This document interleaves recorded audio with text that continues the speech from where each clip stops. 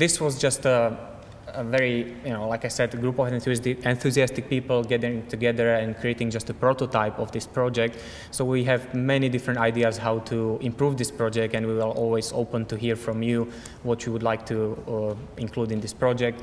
Just to mention, we want to engage broader First Peoples community to co-create this project with us, and yeah, make this something really great that can help to preserve the culture and educate everyone around you.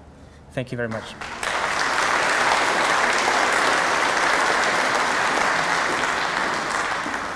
What a remarkable thing to be able to do, that talent, to be able to make an Academy Award-winning trailer,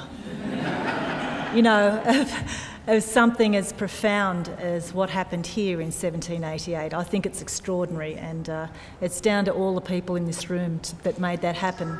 And I congratulate you on the insight to get this going. One thing that is absolutely certain as well is that it's no insignificant amount of work that goes into putting this, an event such as this to happen.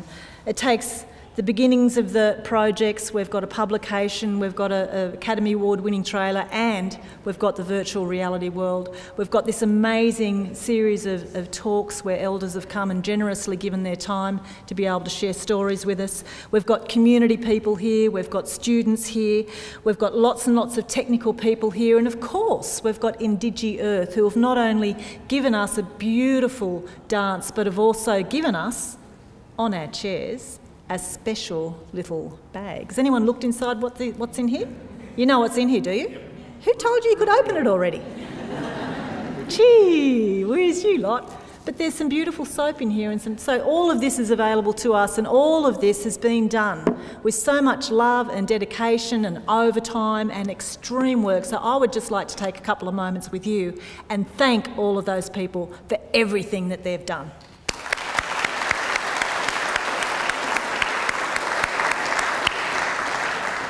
It is huge. Now, one of the stories that I'm going to share with you now is about another of the elders on campus, and his name is Uncle Ivan. Uncle Ivan's mother's people came from a place they call in language Kulangati, which means the mountain of splendid beauty. People now call it Coolangatta. His father's people are from the Murrumbidgee and the Riverina area of the Wiradjuri peoples. They moved south to a new mission on the mouth of the Shoalhaven and the Crookhaven rivers. It was a beautiful place with plenty of food in the water and plenty of food in the river, as also in the sea. There was plenty of tucker there, and that's why they went there. That's where he grew up with his mob, a tribe of wonderful people, I'm told. The old people who lived there lived their traditional ways, but the white managers and missionaries wanted them to change their ways and took them away from traditional way of life, their law, their language, their hunting and gathering practices that had been in existence since the year dot, and sharing. But it was a great outdoors life for a young boy, and that's why now he has such strong connections and such love of country. He worked his way across this great land of ours by picking fruit, potatoes, peas and beans, and he followed the seasons diligently. He eventually settled down with his own family, living nearby in Campbelltown, and started to get involved with helping the local kids. He'd take them away on weekends to the local golf courses where he'd collect balls and sell them back to the players. Got them away from trouble. The place was growing fast, lots and lots of children. Remember the days of baby boom? So he began serving as a member with the Department of Human Services. He's still doing a lot of work on behalf of community and Aboriginal Torres Strait Islander people in Campbelltown and Bankstown in partnership with the University of Western Sydney, where he's now an elder on campus proudly, helping them to hold on and to respect their culture, to further their education into their clans and where they come from. Please join me in applauding the wonderful work of one of our elders on campus, Uncle Ivan.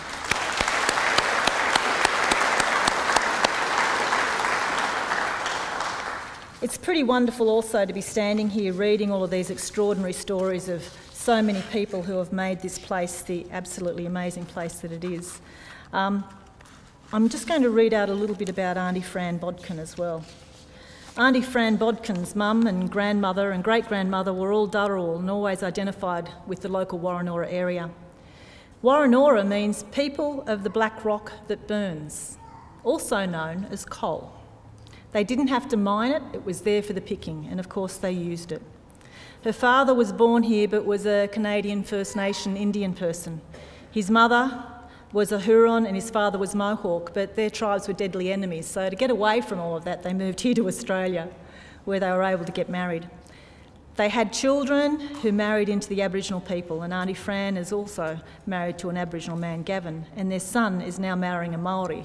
So these are individuals that are collecting warriors into the extended family to become true children of the world.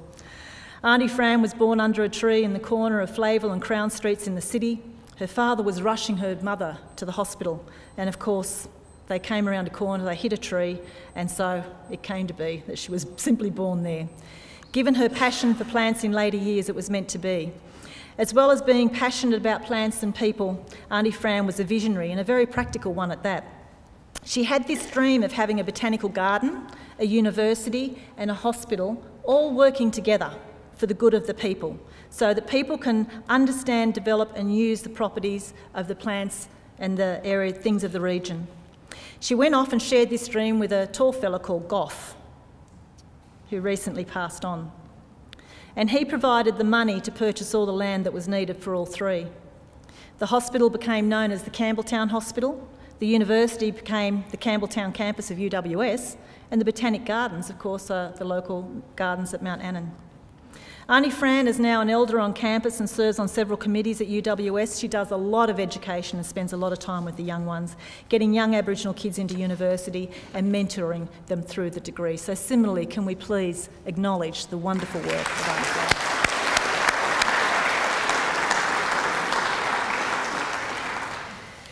There are quite a lot of memories that we have to share, and one that's particularly poignant to me was the day that Kevin Rudd made his formal apology to our people regarding the stolen generations in 2008. I also had the honour and privilege to be in the Great Hall the day before the sorry speech, the national apology, and that was when a very important, significant event occurred in our country's history. The first time a formal welcome to country was attended to by elders of this land welcoming people to country. I would like to invite Auntie Matilda House to come up here and share with us a little bit of that story and a short presentation about some of her recollections of those times when she was standing in Parliament House welcoming people to country. Auntie Matilda.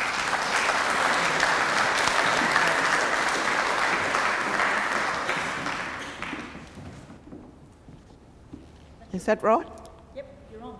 I'm on. Thank you very much. That's why I'm wide up, because I can't sit my ass still. I've got to walk up and down. And I really want to say thank you to the Darug people, but most of all to this wonderful lady up here. I've given her a tribal name, Red. She's got beautiful red hair. And it's through her that I've learned so much in the past 24 hours, just talking to her and listening to her. And I acknowledge you, Sandy Lee, and to all the ancestors of this country, and for a proud, and you are a proud Darug woman when she spoke, as always, every day she is. And also I want to thank the dancers that came up here today. And I'm very happy to be standing here on the land of your ancestors today, and those are out there who are from this beautiful country. The generations of knowledge which we were speaking of and what we're here today for is just a fantastic, it's a fantastic way of moving in to our elders, can and will always be there for the future, because we were there in the past. I think you can see some of the stuff of myself when I was a kid growing up, and I was brought up on 2 Aboriginal missions. One was called Yarramundi Mission and the other one was Hollywood. Don't ask me why they called it Hollywood. I wouldn't have a clue. But, you see me, my bloomers were hanging. See? They don't hang no more though. And so, just can keep going and forwarding it on. It's all my school. I also went to school at Mount Carmel in Yass, and the nuns there were very good to myself and my brothers and other people that grew up on Hollywood. My beautiful mother, gorgeous mother, Pearlie. Her name was Pearlie. Pearlie Simpson. And her mother was a wedge. So I've kept the ancestors of my family always in the spotlight of my family, because we need that generation to know about the past. I also, people often get upset when they say, oh, but you don't spell it that way, Matilda, Numbry or Canberry or Nana or whatever. But at the end of the day, we didn't hand Jimmy, when he landed in Botany Bay, the alphabet. It just came natural of how you say your words, your language, because that's your culture. That's your culture. You can say it and spell it any way you like. So when people say, well, how do you spell it? And I say, don't matter, just say it how you spell it how you say it. So anyway, that's the 3 generations there of my dad and his dad and great-grandfather. He was known as Black Harry. He was born and bred on the Murrumbidgee River out at Tawa, and he lived his life doing the things what he always done. He was there when he was brought up by a warrior and his family called Onyong, and they looked after him because when he was 10 years old he was orphaned. How I know this? Later on in life, when he was only 10, 12 years old, the people who took him in as well and looked after him, because was a white family and they were called the DeSaleses. And every year for 40 to 50 years, they put him in the diary, because that's what white people did in them days. They always kept a diary. And so if you ever want to know anything, if your family was coming up from somewhere else, always go to the Mitchell Library or to the State Library or the National Library, which we went to, and you can always find and track down your mob. And we have beautiful artwork too up there in Canberra. And I always think how people tend to forget how wonderful the beautiful day-to-day life of living as an Aboriginal, because they tend to think that it's all something in the dream time, but it's not. I just heard this man behind me talking. Dream times are with us all the time, and what they do is they keep you focused. Is that right, Mr. Sims? Shake your head. And but anyway, what else is there? Just a little bit more knowledge, if you can call it, about family. And Black Harry was a beautiful, clever man. Now, Black Harry was my grandfather's father. And that's how we came to acknowledge our Ngambri ancestors and the Ngunnawal, or the Ornawal, whichever way you want to say it or spell it. And I really, really was looking forward to the time when we would one day be recognised, all of us in Australia, when the national apology came about. Are we there yet? Koalas, little koala, are we there yet? Yeah, this is some of the family with my children, grandchildren I mean. That was the apology with Rudd. But I just wanted to say that day with that apology, we were working on it for quite a few months. It just didn't go like that. It was thought of, and he was pushed into a corner where he had to acknowledge the stolen generations and the ramifications, and we all know what happened with stolen generations. I'm one of them. Actually, I was in the homes just up the road from here, and I think May is, and if there's any other here, I think is a wonderful people, and if you are descendants of stolen generations, you keep your things alive, you keep your spirit up, because at the end of the day, you're going to need all that love to make sure that the next generation that comes up will know about the atrocities that happened in Australia.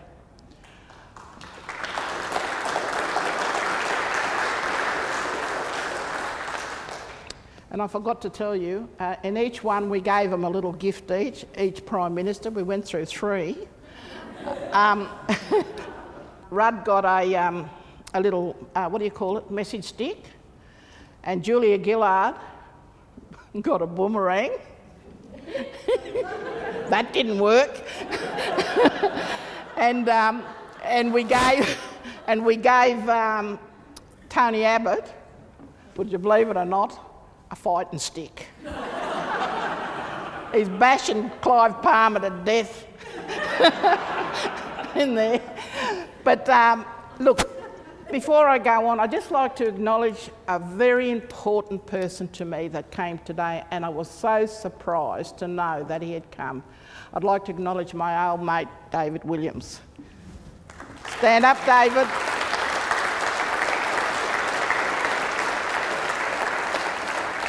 I want to thank you for being here today. I didn't realise that you were coming. I nearly left you out of my notes. Undercover. And then I seen you. Yeah. David has been one of my friends for a long time. Was it Rusty? Yeah. We formed this beautiful group to look after all the things that happened, and we're looking after the army, the Defence Forces. And it's through you that people started to realise that Aboriginal people, went and fought for this country. I've just been with one of the stolen generations that went to see the government in New South Wales. We had mediation and we had things to be looked at. And yes, the man did get his, he did get what was for him, for the suffering that he had incurred as a child, put in the homes when his family was taken away and his father was at war. So I always maintain the fathers and mothers who went to war for this country, when they got back, they didn't get any land, but their kids were taken away. We mustn't ever forget those atrocities that happened to our people, because people tend to think that nobody marched in them days in the First and Second World War, but they did. I grew up with 2 men, 2 dear old men, and one of them was the father of this man that I went and fought for to get his compensation. And he's got dementia and it's very hard for him to even understand, but he's been looked after. But I want to thank you for being here today, each and every one of you. I haven't got much to talk about myself, but apparently I'll plant trees somewhere and I even forget that. Wakey, wakey. Look, I've been to Geneva 3 times to represent women and children for the law courts.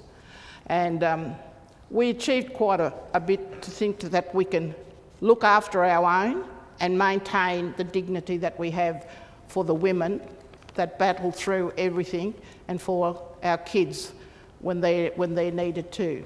So the National Aboriginal and Islander Legal Service, which I represented 3 times in Geneva. The other one was I sit on the New South Wales ACT, native title. She's hurrying me up, but back that way, gal. And also, what else do I sit on? Where are you, Melissa? Oh, native title, I just said that, eh? But I sit on the Stolen Generations, the chair of Stolen Generations of New South Wales and ACT. And my DNA, I protect like gold, whatever gold is. But I protect it with the best ochre I can actually find to make sure that it's always there for me, my family. And that's what mothers and grandmothers and aunties have to do. You have DNA, look after it. Always wrap it around you, because DNA is the most beautiful thing you can ever have, because it was handed down by all the ancestors. Is that it? So much for the DNA. And by the way, with the Stolen Generations, we do basket weaving, an absolutely beautiful basket weaving that we do, artwork, and we do,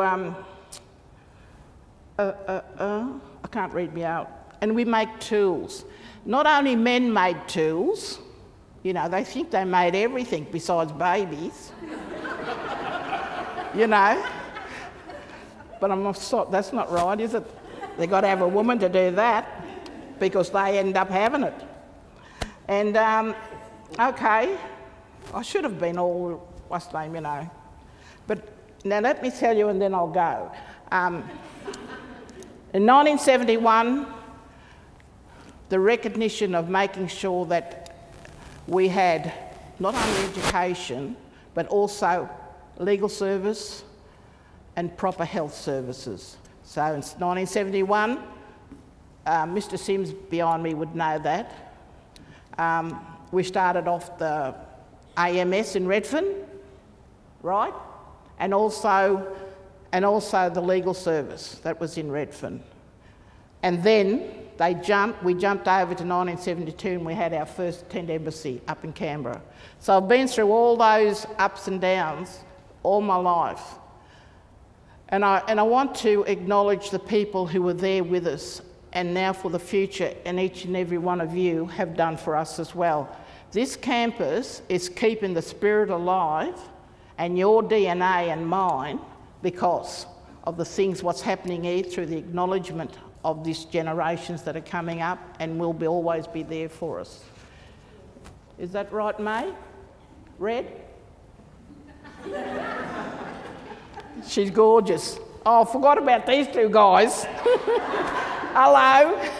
I asked them to sit over there with me. I don't know why we men and women sat one way, just as well Mr. Sims came over.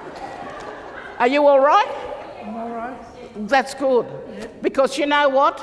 We can't do without each... Now, Mr. Sims already spoke about that. We can't be divided. We were united in the 70s. If you look back and ask your parents and grandparents about the 70s, we were a united front from the top end to the bottom, united. And if you sit back and think, what the hell, how did it all happen? It happened. We've got to get back to be united. I'm going.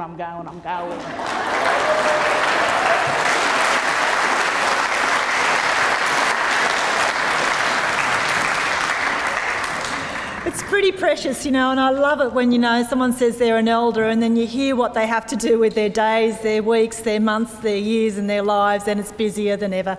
Thank you so much, Auntie Matilda. You are truly a gem. Thank you so much. I'm going to share a couple of very quick stories about some other elders that we have in our presence. Auntie Pearl Waimara was given her beautiful name by her dad. It's a lovely story, actually. He was working as a skipper on a pearling lugger, and one night, when him and his mates were all sitting around on the deck having a cuppa, he told the crew that when he married, he would call his first daughter Pearl. Auntie Pearl grew up during the protection era in Aboriginal history when people had to live on missions, and their movement was strictly controlled under the assimilation policy. Because of the work he did, her dad was given a free paper, or a dog licence as it was known colloquially here, that allowed him to send his children to the state school on Thursday Island. Even with free paper, there was segregation. They couldn't sit with Europeans at the picture show. They were made to sit at the front. There were similar stories like this all over Australia. It was systemic policy that was in place that put up all the boundaries. However, it was the way she and her family dealt with that that helped them survive and maintain their sense of dignity, strength and resilience. Her parents taught her that humanity transcends everything. Auntie Pearl began her association with UWS in 1992 when she took up the role of managing the newly established Indigenous Australian Education Unit at the Hawkesbury campus. In 2000, UWS made her an honorary fellow, and in 2001 she returned for a short time as the acting director of the Aboriginal Centre. As an honorary fellow, she regularly invited to graduation ceremonies and does a splendid job of supporting the elders and students and others on this campus. Auntie Pearl.